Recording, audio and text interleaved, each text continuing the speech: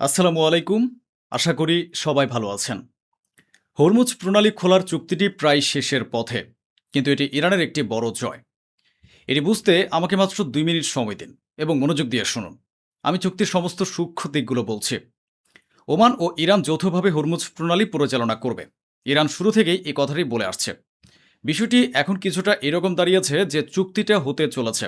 Hormuz খোলার সেই চুক্তি অনুযায়ী আমেরিকা স্বীকার করবে যে হরমুজ প্রণালী ইরানের এবং ওমানের অধিকারভুক্ত। আল্লাহু আকবার।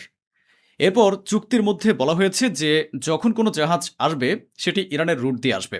আবার যখন কোনো জাহাজ যাবে সেটি ওমানের রুট দিয়ে যাবে। কিন্তু ইরানের যদি কোনো আপত্তি থাকে তবে সে ওমানের রুটেও জাহাজ আটকাতে পারে। আল্লাহু আকবার। ইরানের জয়টি দেখুন এবং বুঝুন। সবচেয়ে বড় কথা হলো আমেরিকা স্বীকার করবে যে হরমুজ ইরানের। তবে কি ইরান হরমুজ প্রণালীতে টোল নেবে না? ইরান কি হেরে গেল? না, না, শুনুন। কোনো না কোনোভাবে ইরান ঠিকই নেবে। ইরান এখন জাহাজগুলোর কাছ থেকে নয়, বরং যে দেশগুলোর জাহাজ সেখান থেকে যাতায়াত করবে, বিশেষ করে আরব দেশগুলোর জাহাজ, তাদের কাছ থেকে মাসিক বা বাৎসরিক ভিত্তিতে একটা মেইনটেন্যান্স চার্জ নেবে। এর বিনিময়ে ইরান জাহাজগুলোকে নিরাপত্তা ও সুরক্ষা দেবে, বীমার ব্যবস্থা করবে, জাহাজগুলোকে নিচে পার করে নিয়ে যাবে এবং জাহাজগুলোর নিরাপত্তার সমস্ত ব্যবস্থা নিজে করবে। এর পরিবর্তে সে আরব দেশগুলোর এবং ইউরোপের কাছ থেকে অর্থ ও ফি নেবে। আমি কি বলেছিলাম? ঘুরিয়ে বা পেঁচিয়ে ইরান ঠিকই টাকা আদায় করবে। এখন এতে আমেরিকা রাজি হচ্ছে। যখন এই সমস্ত বিষয় সম্পন্ন হবে তখন আমেরিকাকে তার ব্যারিকেডগুলো সরিয়ে নিতে হবে এবং হরমুজ প্রণালীকে পুরোপুরি স্বাধীনভাবে ইরানের নিয়ন্ত্রণে ছেড়ে দিতে হবে। এখন এই সমস্ত বিষয় শুরুতে ওমান রাজি ছিল না, কিন্তু এখন ইরানের এই চুক্তির বিষয়ে ওমান সম্পূর্ণরূপে ইরানের সাথে একমত এবং ইরানের পক্ষে আছে। আশ্চর্যের বিষয় হলো হরমুজ প্রণালীতে আমেরিকা যে ব্যারিকেডগুলো তৈরি করে রেখেছে তা সরিয়ে নেবে এবং ইরানের উপর যে নিষেধাজ্ঞাগুলো আরোপ করা আছে আমেরিকা তা তুলে নেবে। ইরান বন্ধুত্ব রক্ষায় অনেক এগিয়ে। কোনো চুনোপুটি যদি ইরানের সাথে বন্ধুত্ব না রেখে থাকে তবে তাকে আজ পর্যন্ত এর মাসুল দিতে হচ্ছে এবং হরমুজ প্রণালীতে তার জাহাজগুলোতে হামলা হচ্ছে। যাই হোক, বিষয়টি হলো এখন ইরান তার দুই বন্ধু চীন এবং রাশিয়াকে প্রস্তাব দিয়েছে যে আপনাদের জাহাজ ও দেশকে কোনো ফি বা ট্যাক্স দিতে হবে না, আপনারা সম্পূর্ণ স্বাধীন। এমনকি চুক্তি সম্পন্ন হওয়ার পর ইরান ভাবছে যে এই চুক্তির পর ইউরোপকে অনুমতি দেওয়া উচিত, যাতে তারা নিজেরাই এসে হরমুজ প্রণালীতে আমরা যে মাইনগুলো বিছিয়েছি সেগুলো নিজেরাই অপসারণ করে। আমরা নিজেরা তা সরাবো না। রয়টার্সকে বিশ্বের সবচেয়ে বড় সংবাদ মাধ্যমগুলোর একটি হিসেবে মান্য করা হয়। দেখুন রয়টার্স কি বলছে। তারা একটি অনুসন্ধানী প্রতিবেদন ছেপেছে যে আমেরিকার কাছে যত দীর্ঘ পাল্লার এবং বহু দূর পর্যন্ত আঘাত হানতে সক্ষম ক্ষেপণাস্ত্র ছিল তার সবই প্রায় শেষ হয়ে গেছে। আজ পর্যন্ত আমরা ভাবছিলাম ও শুনছিলাম যে ইরানের যুদ্ধে আমেরিকার ইন্টারসেপ্টরগুলো শেষ হয়ে গেছে।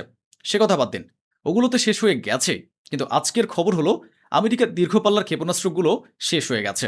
আসুন এবার সিএনএনের দিকে তাকানো যাক। সিএনএন তো বিশ্বের অন্যতম বৃহত্তম নিউজ প্ল্যাটফর্ম, যা আমেরিকার। তারা ছেপেছে যে আমেরিকার 80% ইন্টারসেপ্টর শেষ হয়ে গেছে। 80% ইন্টারসেপ্টর শেষ এবং থার্ড এয়ার ডিফেন্স সিস্টেমের অর্ধেকেরও বেশির অংশই আমেরিকা ইরানের যুদ্ধে ব্যবহার করে হারিয়ে ফেলেছে। সুধী মণ্ডলী, এখানে তিনজনকে দেখা যাচ্ছে। মাঝখানে যিনি আছেন তিনি একজন কুর্দি জেনারেলের ছেলে এবং পাশে যে প্রবীণ ব্যক্তি আছেন তিনি কুর্দি জেনারেল। তিনি ইরাকে থাকেন এবং কুর্দিস্তানের অত্যন্ত প্রভাবশালী জেনারেল। বলা হচ্ছে এর ছেলেকে হত্যার চেষ্টা করা হয়েছে। বর্তমানে তিনি আহত। বলা হচ্ছে এর পেছনে ইরানের হাত রয়েছে। ইরানের এই বিষয়টি আমার খুব ভালো লাগে যে শেষ আঘাত বা শেষ জবাবটা ইরানই দেয়। মাত্র 2 দিন আগের ঘটনা, ইরান কোনো ঘোষণা দেয়নি, কিন্তু আমি আগেই বলেছিলাম যে কুয়েতে আমেরিকার ঘাঁটিতে বিস্ফোরণ হয়েছে। ইসরায়েল নিজে প্রকাশ করেছে যে কুয়েতের ভেতরের মার্কিন ঘাঁটিতে যে বিস্ফোরণ ঘটেছিল সে হামলাটি ইরানই চালিয়েছিল। আর আপনাদের জানিয়ে রাখি, এরপর আমেরিকার আর এতটুকু সাহস হয়নি যে ইরানের উপর পাল্টা আক্রমণ চালাবে। শুধু এবার ইসরায়েলের কথাই আসা যাক। ইসরায়েল নিজে লেবাননে হামলা চালিয়েছে, যার ফলে লেবাননের বিভিন্ন এলাকায় আগুন ধরে গেছে।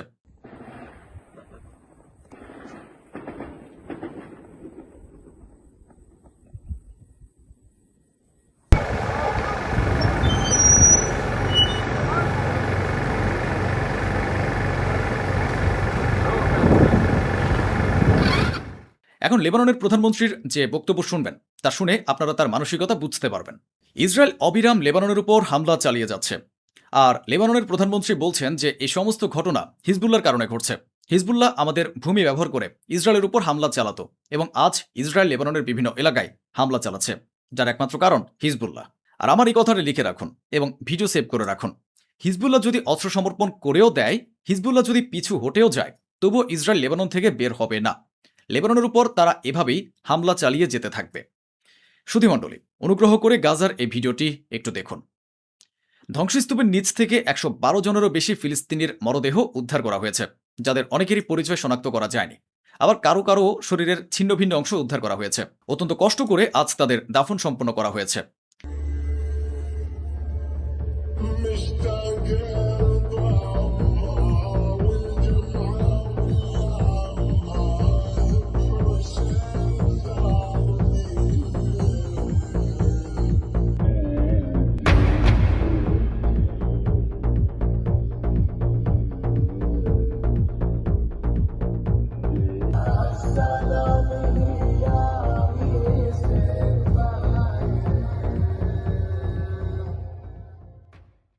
গাজার সরকারি প্রতিবেদন অনুযায়ী গাজার স্বাস্থ্য মন্ত্রণালয় জানাচ্ছে যে 9 থেকে 10 হাজার মানুষ এখনো গাজার ধ্বংসস্তূপের নিচে চাপা পড়ে আছেন।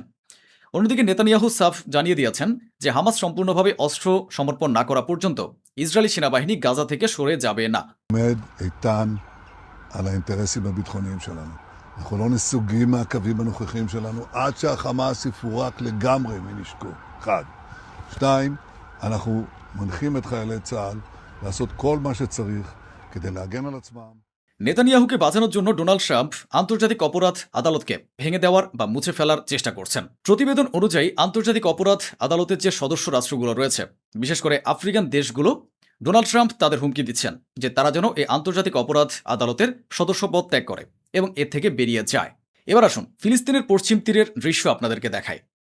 ফিলিস্তিনের পশ্চিম তীরে ইসরায়েল ফিলিস্তিনি শিশুদের স্কুল ভেঙে গুড়িয়ে দিচ্ছে। এখন পর্যন্ত পুরো ভবনটি ধ্বংস করে দেওয়া হয়েছে। এদিকে ফিলিস্তিনের শতবর্ষী প্রাচীন একটি মসজিদের কাছে গিয়ে ইহুদি উগ্রপন্থীদের একটি দল নাচানাচি করছে।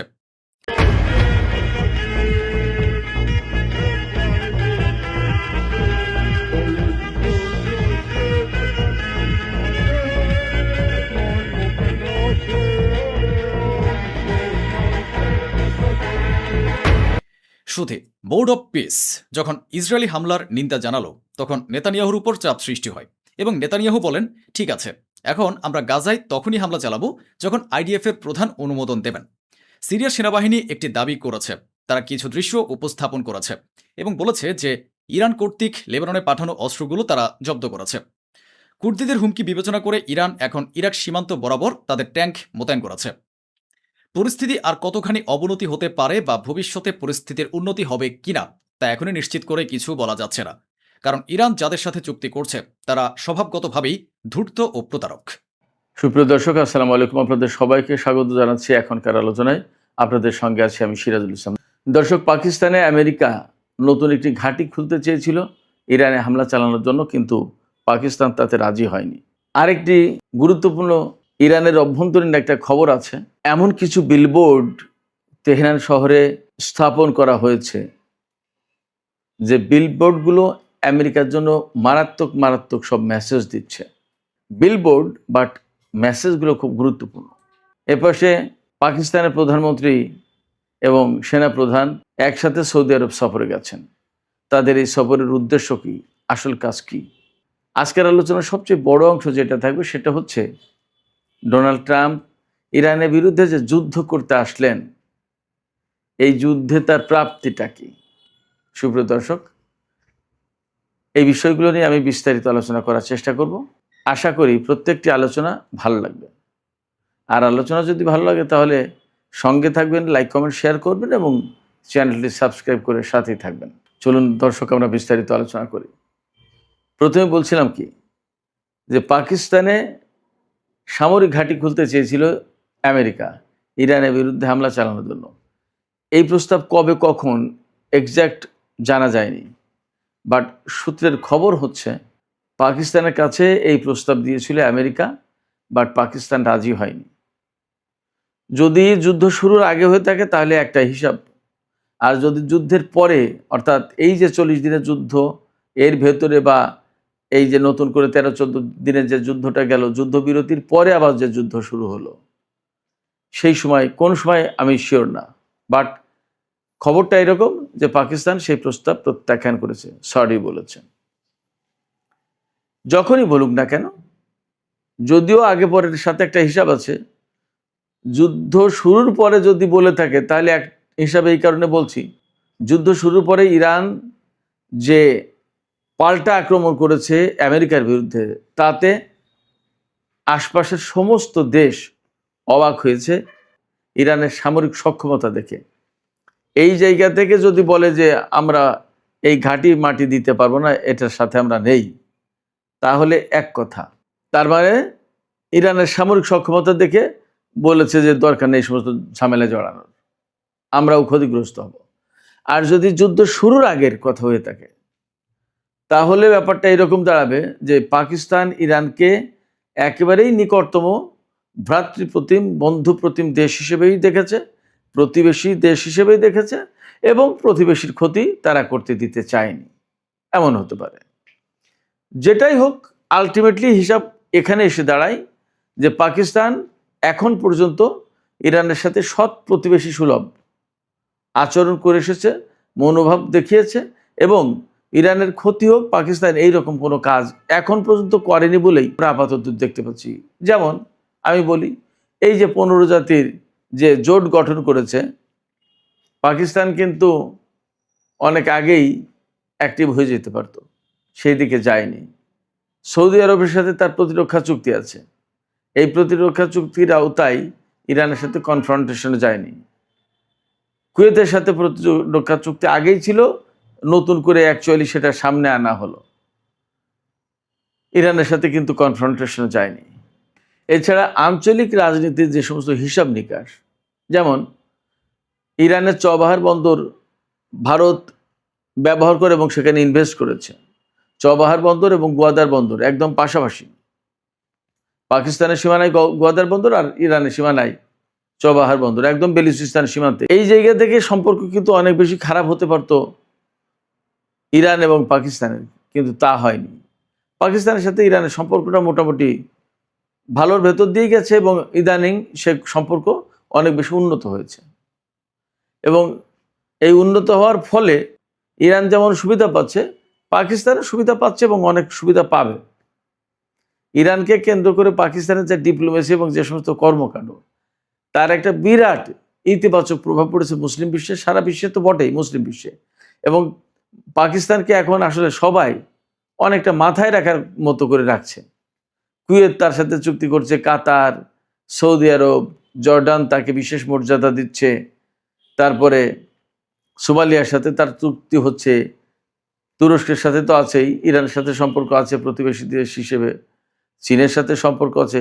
এই জায়গায় মানে একটা মধ্যমণি হয়ে গেছে ইদানিংকার দিনগুলোতে।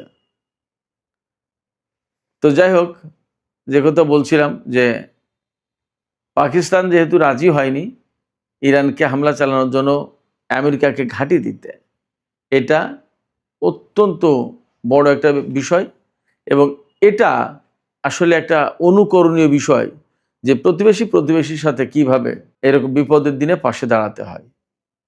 সীমান্তবর্তী যে দুই প্রতিবেশী দেশ, তাদের ভেতরে এরকম সম্পর্কই থাকতে হয়। দর্শক, আমরা এবার সৌদি জোটের বিষয় নিয়ে একটু কথা বলি, এবং পাকিস্তানের প্রধানমন্ত্রী সৌদি আরব সফরে গেছেন, তার সাথে সেনা প্রধান রয়েছেন। সৌদি আরব সফরে গেছেন পাকিস্তানের প্রধানমন্ত্রী, তার সাথে কেন সেনা প্রধান, এটা একটা ব্যাপার। আর সৌদি আরব আপনারা সবাই জানেন যে কয়েকদিন আগে একটা জোট গঠন করেছে, 15 জাতির জোট, ইয়েমেনের হুতিদের বিরুদ্ধে যুদ্ধ করার জন্য। সেটারও একটা ব্যাপার আছে। তো এই বিষয়টা নিয়ে একটু আলোচনা করি। সেটা হচ্ছে পাকিস্তানের প্রধানমন্ত্রী শেহবাজ শরীফ এবং সেনা প্রধান ফিল্ড মার্শাল আসিম মুনির, তারা দুইজন সৌদি আরব সফরে গেছেন। এই সফরে দুইজনের সাথেই সৌদি রাজা সালমান, যুবরাজ মোহাম্মদ বিন সালমান, তাদের বৈঠক হবে। তারা উমরা পালন করবেন যথারীতি, এবং মদিনা শরীফের রাসূল সাল্লাল্লাহু আলাইহি ওয়াসাল্লামের রওজা জিয়ারত করবেন। এরকম অনেকগুলো গুরুত্বপূর্ণ কাজ আছে। এর ভিতরে সবচেয়ে বড় যে কাজটা হবে সেটা হচ্ছে এই যে, আমার ধারণা, এই যে ইয়েমেনের সাথে সৌদি আরব লড়াই করার জন্য যে 15 জাতির জোট করলো, এখানে কিন্তু হুতিরা পাকিস্তানকে বিশেষ সুবিধা দিয়েছে, তাদের জাহাজ আটকাচ্ছে না। তাইলে পাকিস্তান এখানে কিন্তু নৈতিকভাবে একটা দায়বদ্ধতার ভিতরে পড়েছে। পাশাপাশি ইরানের সাথে তার যে সম্পর্ক, এবং হুতিদের সাথে যদি এখন পাকিস্তান সৌদি আরবের হয়ে লড়াই করে, তাহলে মধ্যপ্রাচ্যের অনেক হিসাব বিকাশ কিন্তু পাল্টে যাবে। এই জায়গা থেকে পাকিস্তানকে অত্যন্ত সতর্কতার সাথে পা ফেলতে হচ্ছে। সৌদি আরবের সাথে পাকিস্তানের সম্পর্ক আছে, এটা আমরা জানি, এটা বহু আগে থেকে ছিল, এখন আছে, ভবিষ্যতে আরও কতদিন থাকবে তার কোনো ঠিক ঠিকানা নেই। এবং ইয়েমেনের সাথে সৌদি আরব এর আগে জোটবদ্ধভাবে লড়াই করেছে, কিন্তু সেই জোটে সরাসরি পাকিস্তান যুক্ত হয়নি। শেহবাজ শরীফের ভাই নওয়াজ শরীফ যখন পাকিস্তানের প্রধানমন্ত্রী 2015 সালে, তখন কিন্তু সৌদি আরব ইয়েমেনের বিরুদ্ধে প্রথম যুদ্ধ শুরু করে। তখনও কিন্তু নওয়াজ শরীফ সরাসরি সৌদি আরবের পক্ষে দাঁড়িয়ে ইয়েমেনের সাথে যুদ্ধ করেনি, কারণ ভ্রাতৃঘাতী, মুসলিম ভ্রাতৃঘাতী যুদ্ধ হবে, এই কাজটা পাকিস্তান করেনি, নাম্বার 1। নাম্বার 2 হচ্ছে, যেহেতু এখানে সৌদি আরব এবং ইরানের একটা ক্যালকুলেশন, ইকুয়েশন, অনেক কিছু ছিল, এই জায়গা থেকে পাকিস্তান সৌদি আরবের পক্ষে যাবে নাকি ইরানের পক্ষে যাবে, এটা একটা বিরাট ঝামেলার কারণ ছিল। কারণ পাকিস্তান হচ্ছে ইরানের একেবারে প্রতিবেশী দেশ, তার সাথে 900 কিলোমিটার সীমান্ত, আর ওপাশে সৌদি আরবের নিরাপত্তার অনেক কিছু দেখভাল করে পাকিস্তান। তো অথচ দুটোই মুসলিম কান্ট্রি, দুটোই মধ্যপ্রাচ্যের গুরুত্বপূর্ণ শক্তি, তাহলে কার পক্ষে যাবে এবং কার শত্রু হবে আর কার মিত্র হবে, এটা বিরাট একটা ঝামেলা ছিল। এই ঝামেলায় পাকিস্তান কিন্তু তখন সৌদি আরবের পক্ষে ইয়েমেনের বিরুদ্ধে লড়াই করেনি। আজকে কি সেই পাকিস্তান সেই নীতি থেকে সরে আসবে হুট করে? এবং এখন তো পরিস্থিতি আরও ক্রিটিক্যাল, কারণ মধ্যপ্রাচ্যে আসলে আমেরিকার অবস্থান থাকবে কিনা, ইরানের ভবিষ্যৎটা কি হবে, এবং মধ্যপ্রাচ্যে যে বিরাট একটা চেঞ্জ হচ্ছে, এই চেঞ্জটার শেপটা কি হবে, অনেক কিছু নির্ভর করছে পাকিস্তানের সাথে, অনেক কিছুর সাথে পাকিস্তান জড়িত। আবার হরমুজ প্রণালী যে ইরান আটকে দিয়েছে, এবং ইরান বলছে কি যে এই হরমুজ প্রণালী মালিকানা আমাদের এবং ওমানের, এই যে মালিকানা অর্থাৎ সার্বভৌমত্ব দাবি করা, এই সার্বভৌমত্ব দাবি করার পক্ষে সমর্থন দিয়েছে কিন্তু চীন। ইরানের এই দাবির প্রতি চীনের এই সমর্থন, এটা খুবই গুরুত্বপূর্ণ, অর্থাৎ আমেরিকা যে অবস্থান নিয়েছে তার জাস্ট বিপরীত। এবং মধ্যপ্রাচ্যে চীনের যে বিরাট স্বার্থ, সেটা ইরানের মধ্য দিয়েই আদায় হবে। তাহলে চীনের বিরুদ্ধে কি পাকিস্তান চলে যাবে? এটা এক বিরাট প্রশ্ন। এই জায়গায় আমার কাছে মনে হয় সৌদি আরব জোট করেছে, ঠিক আছে, জোটের কার্যকারিতা কি হবে না হবে সেটা একটা প্রশ্ন। পাকিস্তানের প্রধানমন্ত্রী এবং সেনাপ্রধান সম্ভবত সৌদি রাজা সালমান এবং তার ছেলে মোহাম্মদ বিন সালমান, আমার মনে হয় যে তাদেরকে তিনি, এই দুইজন ব্যক্তি বোঝাতে গেছেন বা তাদের সাথে একটা আলাপ আলোচনা, দিন দরবার করতে গেছেন যে এই ধরনের জোট করে যদি ইয়েমেনের বিরুদ্ধে যুদ্ধ শুরু করা হয়, তাহলে তার নেতিবাচক প্রভাবটা কি পড়বে এবং মধ্যপ্রাচ্যে কার কি সমস্যা, কার কি ক্ষয়ক্ষতি হবে, এইগুলো তারা হয়তো তুলে ধরবেন।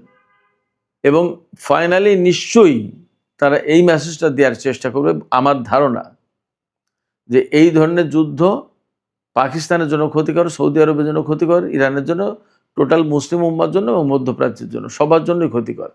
এবং এতে আলটিমেটলি লাভবান হবে ইসরায়েল এবং তার সহযোগী শক্তিগুলো। হয়তো পাকিস্তান এই মেসেজ দেওয়ার চেষ্টা করবে।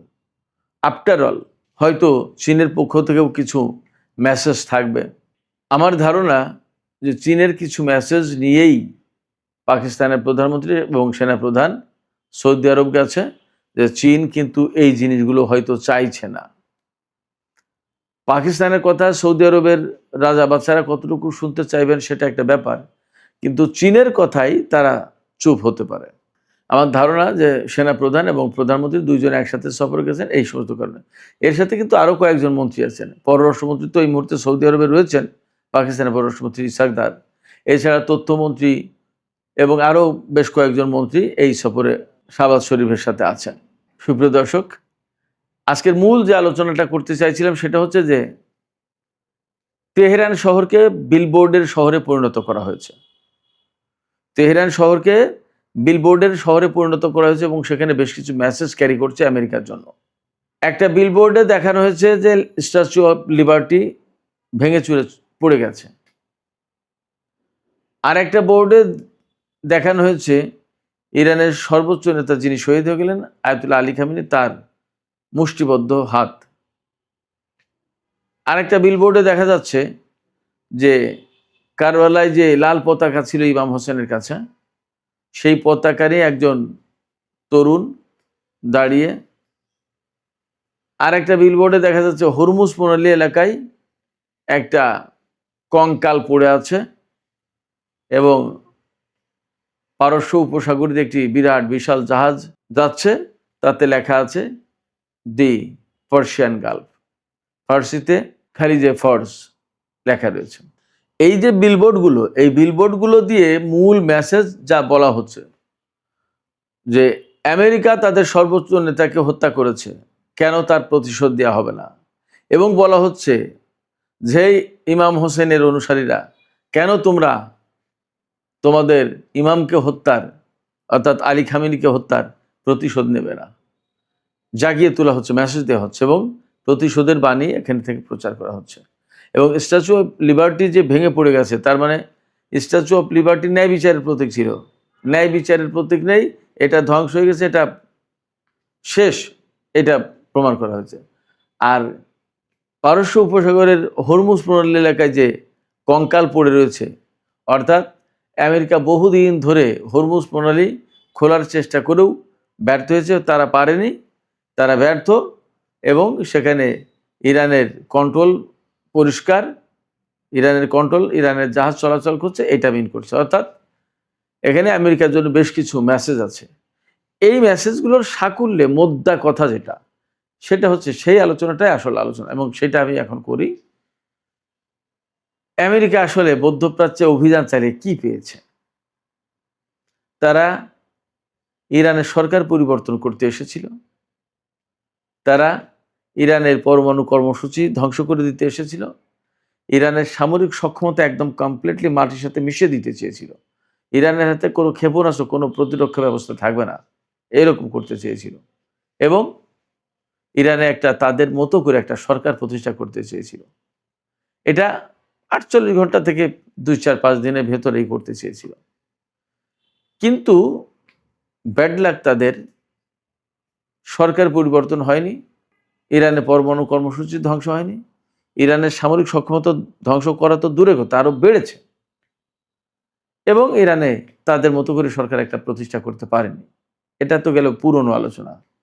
নতুন আলোচনা বা সবচেয়ে গুরুত্বপূর্ণ যেটা, সেটা হচ্ছে এই হরমুজ প্রণালী খোলা ছিল, বন্ধ করে দিয়েছে এখন ইরান। এখন অনেকগুলো শর্ত শরাতের ভেতর দিয়ে এই হরমুজ প্রণালী ইরানকে দিয়ে খোলাতে হবে, এবং আসলে এই সমস্ত শর্ত শরাতে ইরান কতদূর রাজি হবে সেটাও এখন প্রশ্ন। অর্থাৎ যুদ্ধের আগে হরমুজ প্রণালী খোলা ছিল, সেই হরমুজ প্রণালী এখন বন্ধ। সেই হরমুজ প্রণালী খুলতে গেলে এখন ইরানকে টাকা দিতে হবে। সেই টাকাটা কি? নগদ, ওই যে $300 বিলিয়ন একটা ফান্ড, ওইটা দেওয়ার প্রশ্ন কিন্তু থেকে গেছে, ইরান ওই জায়গা থেকে সরবে না। আবার ইরানের যে সমস্ত বিদেশে তার যে সমস্ত অর্থ সম্পদ আমেরিকা আটকে রেখেছে নিষেধাজ্ঞা দিয়ে, সেই টাকা তাকে ফেরত দিতে হবে।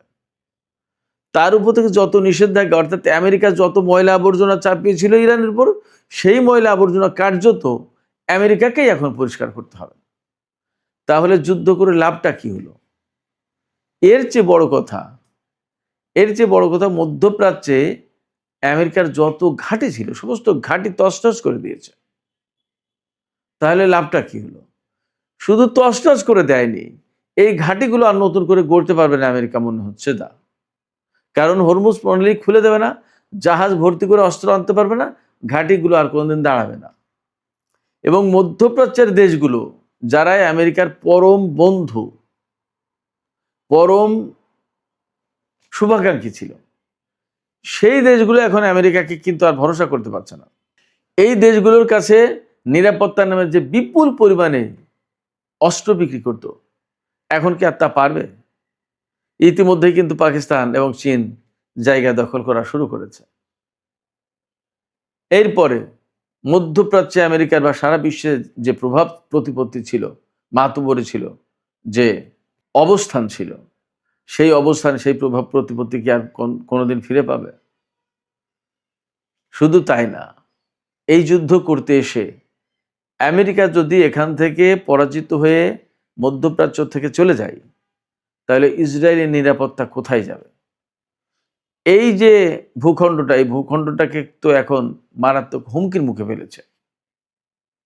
সম্ভবত ইরানের সাথে যুদ্ধ করতে এসে মধ্যপ্রাচ্যের দেশগুলোকে এখন একটা সুতোয় বেঁধে দেওয়ার ব্যবস্থা করলো, অর্থাৎ খানিকটা ঐক্যবদ্ধ হওয়ার ব্যবস্থা করে দিল সম্ভবত আমেরিকা। তাহলে কি দাঁড়াচ্ছে? এখানে পাকিস্তান, তুরস্ক, চীন, ইরানের প্রভাব তো বটেই, এই সমস্ত দেশের প্রভাব ব্যাপকভাবে বেড়ে যাবে এবং একেবারে চিহ্নিত শক্তি হিসেবে ইরান এখন বিশ্বের বুকে দাঁড়িয়ে গেল। এতদিন গোপন শক্তি ছিল, ইরানকে মানে কি মানে না, নানান রকম ব্যাপার। তার সাথে যেহেতু আমেরিকার দ্বন্দ্ব, নিষেধাজ্ঞা, আমেরিকাকে উপেক্ষা করে কিন্তু কেউ ইরানের বিরুদ্ধে যেতে চাইতো না। এখন ইরানের সাথে পাকিস্তানের বিরাট বিরাট চুক্তি হচ্ছে। তাহলে তো সমস্ত সবকিছু মিলে হিসাব নিকাশ করে আমরা দেখতে পারি যে এই যুদ্ধ করতে এসে আমেরিকা আসলে খুব লাভবান হতে পারেনি। শুধু লাভবান হতে পারেনি এইখানে তা না, খোদ আমেরিকার ভেতরেও কিন্তু সংকটে পড়েছে। বহু সংখ্যক গুরুত্বপূর্ণ অফিসার, সেনা অফিসার, তাদেরকে বহিষ্কার করা হয়েছে, অনেকে পদত্যাগ করেছে। রাজনৈতিক ক্ষেত্রে রিপাবলিকান দল মারাত্মক রকমের সংকটে পড়েছে। সামনে নভেম্বরে যে মিড টার্ম ইলেকশন, সেই ইলেকশনে তারা পার পাবে কিনা সেটা একটা প্রশ্ন। ডোনাল্ড ট্রাম্প প্রেসিডেন্ট হিসেবে আমেরিকার জনগণ থেকে শুরু করে সারা বিশ্বের জনগণের কাছে একটা প্রশ্নের জন্ম দিয়েছে। তিনি যা বলেন তিনি তা রাখেন না, তাহলে তিনি কতটুকু বিশ্বাসযোগ্য? তার সাথে কোনো চুক্তি করলে সেটা কি অক্ষত রাখবেন তিনি? সেই প্রশ্ন কিন্তু সবার আগে এখন উঠে আসছে। তার সাথে চুক্তি করতে গেলে সবাই কিন্তু 2 বারের জায়গায় 10 বার ভাবছে। সব কিছু মিলে ইরান যুদ্ধ আমেরিকার জন্য বলা হচ্ছে প্রচণ্ডভাবে একটা নেগেটিভ কর্মকাণ্ড হিসেবে দেখা দিয়েছে। এ থেকে পজিটিভ কোনো রিটার্ন আমেরিকার জন্য থাকবে না। এখন ডোনাল্ড ট্রাম্প জোর করে বলছেন যে আমাদের হাতে প্রচুর অস্ত্র আছে, কিন্তু বাস্তব ইনফরমেশন হচ্ছে তাদের অস্ত্র ভাণ্ডার মারাত্মকভাবে খালি। তাহলে লাভটা কি হলো? সুপ্রিয় দর্শক, এখনকার আলোচনা এখানে শেষ করতে চাইছি। আলোচনা শেষের আগে আপনাদের মতামত জানতে চাই, আপনারা কি মনে করছেন এই যুদ্ধে? ইরানের সর্বোচ্চ নেতা মারা গেছেন এবং আরও অনেক সেনা কর্মকর্তা, বিজ্ঞানী অনেক মারা গেছেন, কিন্তু সমস্ত হিসাব নিকাশে আসলে লাভ কার হয়েছে আর ক্ষতি কার হয়েছে, সমস্ত হিসাব নিকাশ চূড়ান্ত যদি করেন, বেশি লাভবান কে হলো আর বেশি ক্ষতিগ্রস্ত কে হলো? আপনাদের মতামত জানিয়ে কমেন্টে লিখতে পারেন। আর ভিডিও ভালো লাগলে আবারও বলি, লাইক, কমেন্ট, শেয়ার করবেন এবং চ্যানেলটি সাবস্ক্রাইব করে সাথেই থাকবেন। দর্শক, এখনকার মতো আলোচনা এখানে শেষ করছি। সবাই অনেক অনেক ভালো থাকুন। আল্লাহ হাফেজ।